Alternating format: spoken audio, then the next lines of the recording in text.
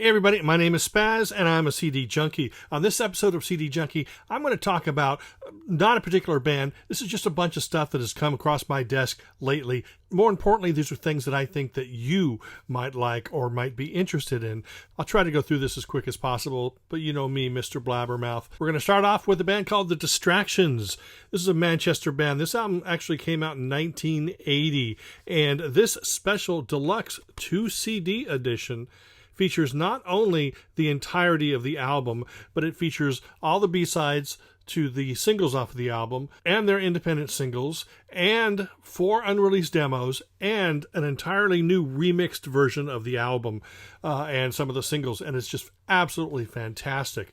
The Distractions, they came out of Manchester, home of Buzzcocks and The Fall, and Joy Division, and all these bands. But the Distractions were nothing like any of those bands. They were melodic. I would say that they're the closest thing to just a straight-ahead great guitar pop band. And this album, entitled Nobody's Perfect, is highly recommended. I'm a huge Paul Carrack fan. So there is a 5-CD set live, 2000 to 2020, the independent years. Everyone knows I'm not really a fan of live recordings, but when it comes to somebody like Paul Carrack and the way that he rearranges stuff live, it's just really an outstanding collection. And you'll see a review of this. You'll see a review of that in the coming weeks. New album, Dismayland, from Bottlecap Mountain.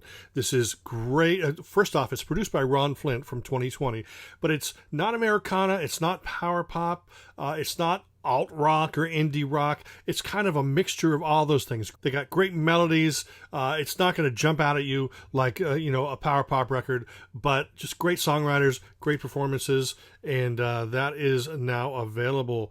Bottlecap Mountain, Dismayland. Any of you out there punk rock fans? Well, the Partisans have a 3-CD set. They weren't really a well-known punk band from back then, but they were great nonetheless, and this has 2 albums and a rarities collection. Bonus tracks on there, and it's a great set. Not really the uber melodic side of punk rock, but they got a lot of catchy tunes, and that's the Partisans. Speaking of punk rock and Cherry Red, there's also the OUTCASTS, which was an Irish punk band, and this contains 2 albums, a mini album, and radio broadcast, and there's bonus tracks on there. And again, not this uber undertones type power poppy punk rock, not like that, but it's raw and it's energetic and it's fun to listen to, and that's the OUTCASTS. Any of you who have watched my previous video already know about the Shoes box set, but I just wanted to show it to you for those of you who haven't watched my videos. That's 4-CD set featuring their 3 Elektra albums plus a bonus disc of rarities. And there's a brand new album from Bradley Scott and the BYE BYE Blackbirds. Great guitar pop. Is it power pop? Don't ask Bradley Scott that question. He'll walk away at a party. Yeah. But yeah, this is fantastic. Great songs. I'll be reviewing that soon. Everybody loves Sgt. Pepper, right?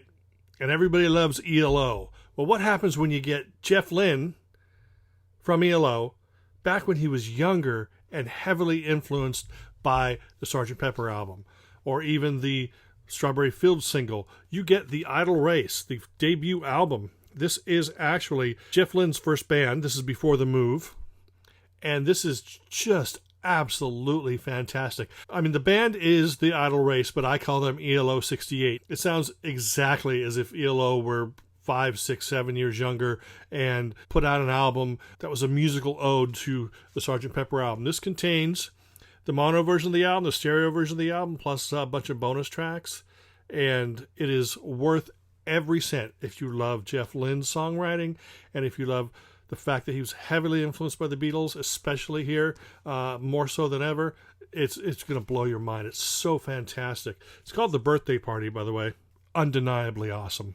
If there are people out there that really like what Michael Simmons was doing on his solo album, where he took this great knowledge of pop music and he put it down on tape and created something that was unique, you're probably going to like the Paul MELANCON, or MELANCON, I don't know how to pronounce his name, But this is actually a great album. For some reason, it reminded me a little bit of Michael Simmons, because this is somebody who is coming from all different directions of pop, from Beatlesque to 60s to bubblegum to 70s to 80s, and just picking little bits and pieces and allowing those influences to seep into his own music. He goes all over the map musically. Lots of great melodies and hooks.